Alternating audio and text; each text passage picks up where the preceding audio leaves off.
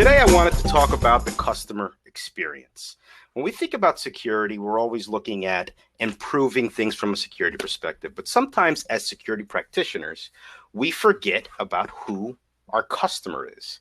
And I'm always thinking about how do we improve that on both internal and external side. And the one thing that I always push out to my team is know your customer. And from a security perspective, you have external customers, but more importantly, you also have internal customers. Your internal customers are the partners that you have within the organization that are helping you remediate some of these vulnerabilities that are identified, right? So always looking at the customer experience is first thing, know your customer. Who is your internal and external customer? Second thing that I want to talk about when it comes to the customer experience is let's define the customer experience. What is the customer experience for your business in particular? For me personally, we have a public-facing website. So obviously we are servicing those customers that come in and they want to enjoy our content and our experience. But I also have to think about my internal customer. And what is the experience when I go to the SRE team or the infrastructure team and I say, guys, we found this type of vulnerability. How can we address it? Right? When the security guys always go to the infrastructure folks, we always get put up with kind of like a block and stuff like that. Explain this to me. Why are we going through this? It's a little bit harder, but you need to understand that internal customer so you know how to deliver these messages and you can get them to, you could persuade them to come on board to that security kind of like flow that you're trying to bring them on. So know your customer, define that customer experience, and then getting into what problems are we trying to solve for the customer? As a security practitioner, when you go to your infrastructure team and you're bringing them kind of like these vulnerabilities or these opportunities of improvement, believe me, you're not the most liked person, right? So how do you present that so that you could say, this is the problem that we are collectively trying to solve to address these type of things? And I look at that and I say the problems that we're solving for an infrastructure and internal side is that seamlessness. How do we get it so that the infrastructure team understands or the application security team understands that we're not going there to bring them more work, that we're going there to help collectively secure or improve that customer experience for what the business is trying to get out there from a customer perspective. So I think that's very important, is to really have those clear tenets and clearly defined with your internal stakeholders on what exactly are you solving from a customer service perspective, what problem you're actually solving. The next thing is, now that you've identified these problems and you've got that tenet going, is prioritizing the fixes, right? There are thousands and thousands of vulnerabilities that an infrastructure is going to have or an environment's going to have. How do you pick those and say, these are the ones that I'm going to push forward to actually get? I like to use two things to actually gauge that. One is focusing on the critical path of servicing your customer. Look at that entire infrastructure, that entire path, and say, these are the things that if we find a vulnerability at this level, these are the things that we need to prioritize. These are the things that we need to fix. And when I look at how Vulcan's looking at vulnerability management, automating and orchestrating things within that critical path is crucial. It allows, for one, you create more political capital with your internal stakeholders. One. Two, it creates that trust and that ability that everyone focuses together and they know that security is not bringing more work, bringing solutions to the table, not just controls. Last thing, and when it comes to prioritizing the fixes, is does this fix or does this remediation improve the customer experience? Is it something that's going to impact the customer externally to improve it, or is it going to impact your internal customer to make things seamless and a little bit more, just a little bit better to actually remediate and do things a little bit quicker, right? Always looking at what's going to be the best way to prioritize it. And then the last thing, and I think a lot of security practitioners sometimes forget this, is we need to embrace change and we need to embrace how the customers are expecting to actually get things done nowadays. It's a little bit quicker. They want things a little bit more at your fingertips. If you look at the population now, we all grew up online. We all grew up with searching for something, clicking on something, executing it. Why does vulnerability management need to be so complicated? If that's how we are conditioned as humans for the past 30 years to do something, right? So we should look on how we put vulnerability management and how we're evolving that experience, right? It needs to be in tune to how our customers, both internally and externally, like to be talked to, serviced, and worked with. So that is my time. I really appreciate it. I'll turn it back over to you, Yaniv. Thank you. Thank you. Note here this tension between the operational risk, the thing that the fear of what might happen to the experience of, and we have two customers as security practitioners. We have the end customer, the person who uses our service, and the, I would say, supply chain customer, the IT folks, the DevOps folks, the engineers, where we as good practitioners want to enable them. So always at any step when it comes to vulnerability management and generally cyber hygiene, AppSec, configurations in the cloud, and so on, we always weigh into things. What is the risk that something will happen, security breach perspective? Risk something will happen from a customer experience perspective. Once you have the measurements to price both of them, you have a better mechanism to take decisions. So really insightful. Thank you very much, Brian.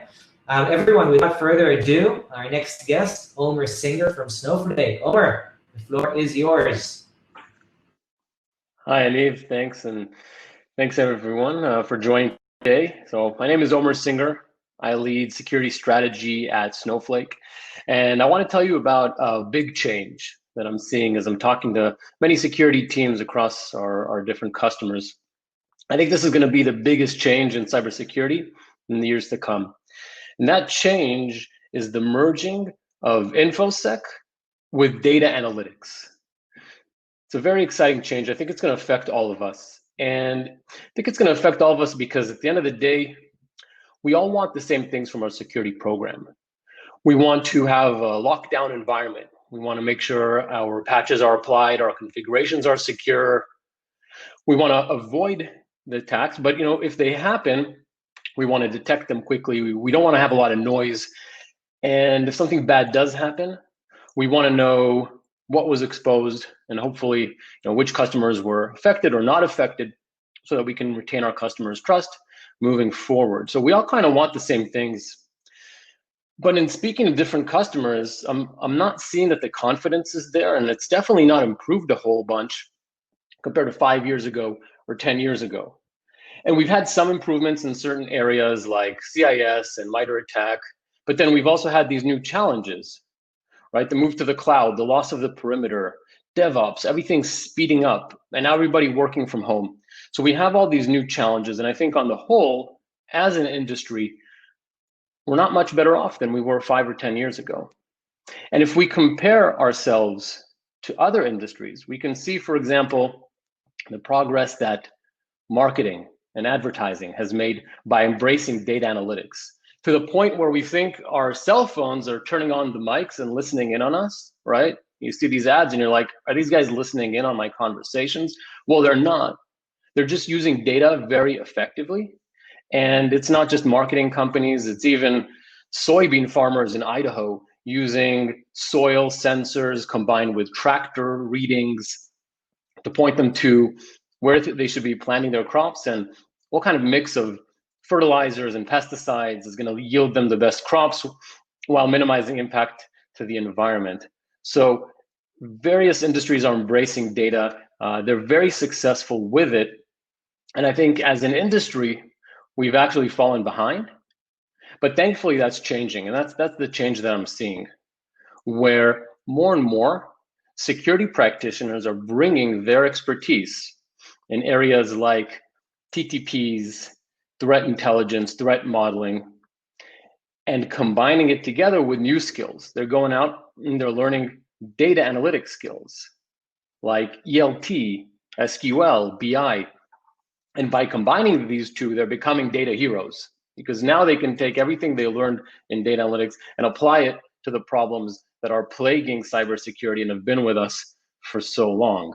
So very exciting change. It's the difference between looking at a report with 10,000 critical vulnerabilities and saying, okay, my scanner says I have 10,000 critical vulnerabilities.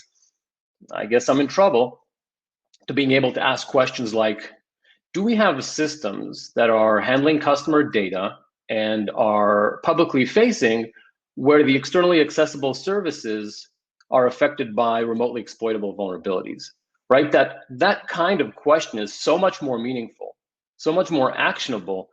And the difference is being able to take a data-driven approach, take the scanner data, take the configuration data, the business context, the business logic, the tribal knowledge, and combine it all together in the form of data analytics to start getting answers to the really meaningful questions. That's what's really going to drive us forward as an industry and get our confidence to where it needs to be. For you, what it's going to take is being open-minded, going out and learning new skills like SQL. There's a lot of great resources out there. Data analytics has made a ton of progress. It's really going everywhere. Have your team go and learn it and take some online courses, and also strike up a conversation with the data analytics team at your company. Most likely, the data analytics team at your company is the fastest growing organization because there's so much momentum around data analytics and data science. Form a partnership with them. And we see customers where the security team is able to express their considerations, their concerns in plain English, and the data team says, okay, I understand that, I'm helping marketing, I'm helping HR and finance answer their own questions using the power of data. Now we can help you answer the cybersecurity questions with data. So becoming a data hero is not necessarily rocket science. And thankfully, there's also power-ups out there. Companies that are recognizing the change and are saying, we as a security vendor are not going to hoard our data and keep it just to ourselves. We're going to facilitate a data-driven strategy. And I think Vulcan Cyber is a great example of one such power-up that's helping its customers to become, because Vulcan Cyber says, we know how to pull a whole bunch of relevant data sources from the different scanners, from the different IaaS, and we know how to bring that into a place. We know how to apply our own domain-specific logic to the data so that it becomes meaningful, but we can then load it into your data platform. So it's not siloed within Vulcan Cyber's SaaS.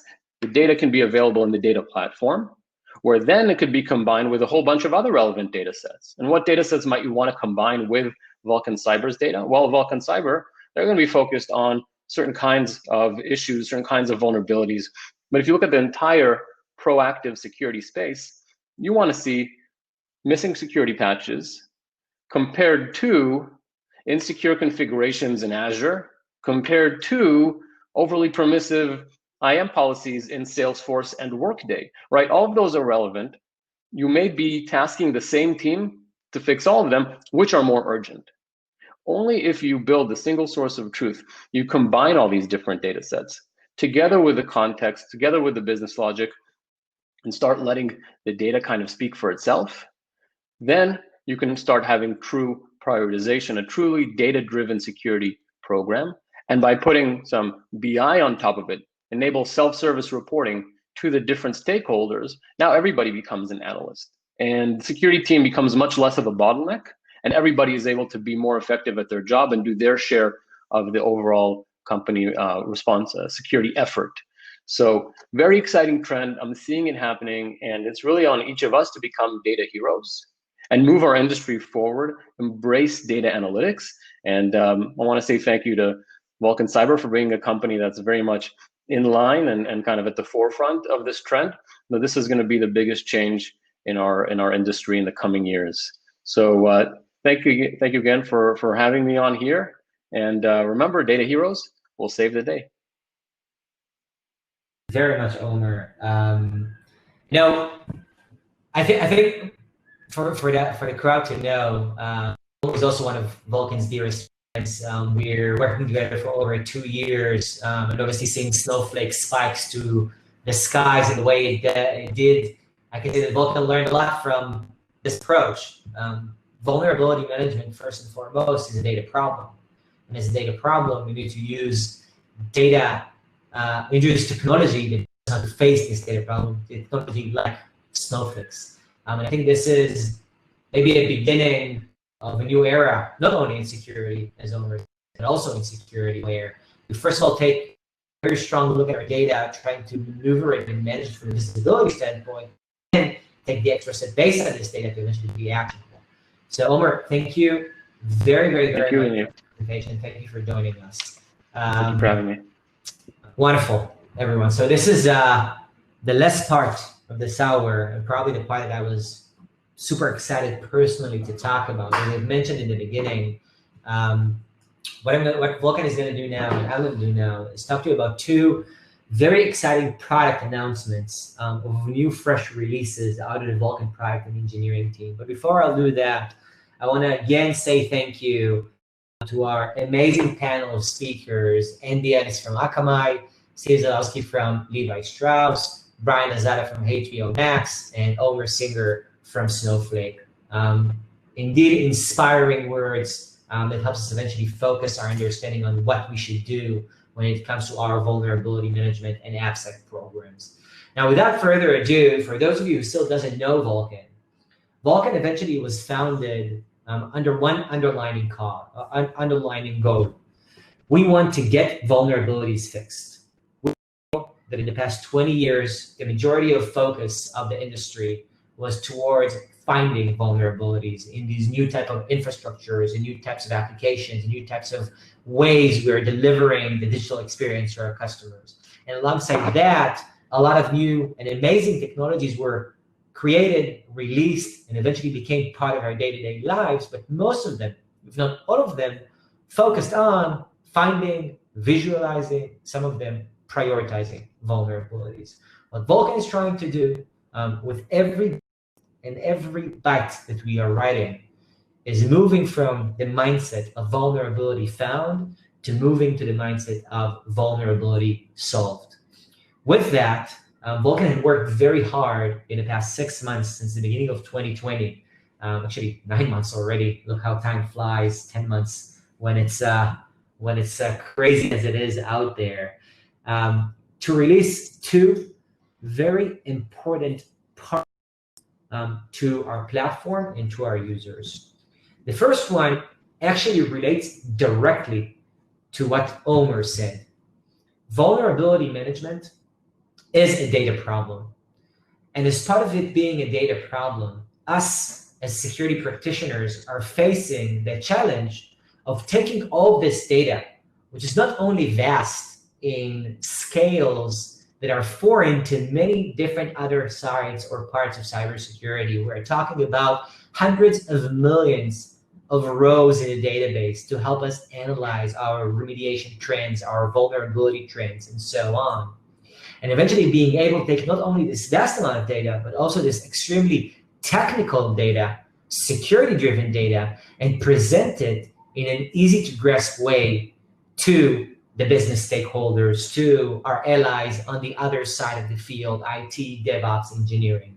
And in order to do so, Vulcan understood that it is just impossible to do it without a very, very, very strong infrastructure, enterprise-grade BI infrastructure that directly is being embedded within your vulnerability management tool, whatever it would be, and will eventually give maximum flexibility and maximum capabilities to you as a security team, but also to your counterparts to eventually use, visualize, and drive action out of this data.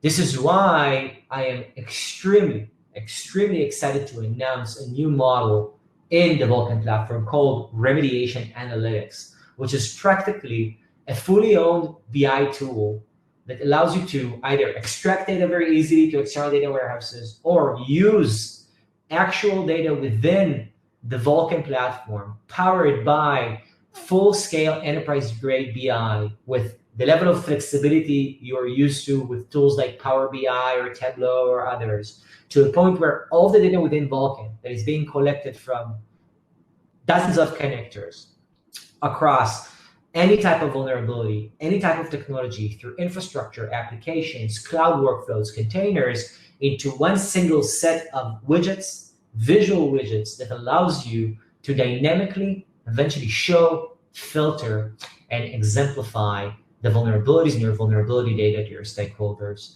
This is the fruit of almost 10 months of work of embedding and working on how you solve this immense data problem.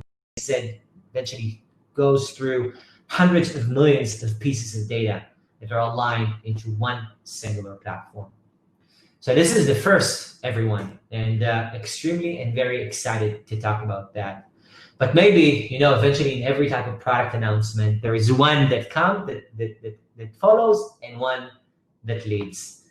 And, without underestimating the amazing model that we have developed, Vulcan is also very proud to launch today what we call Remedy Cloud community version.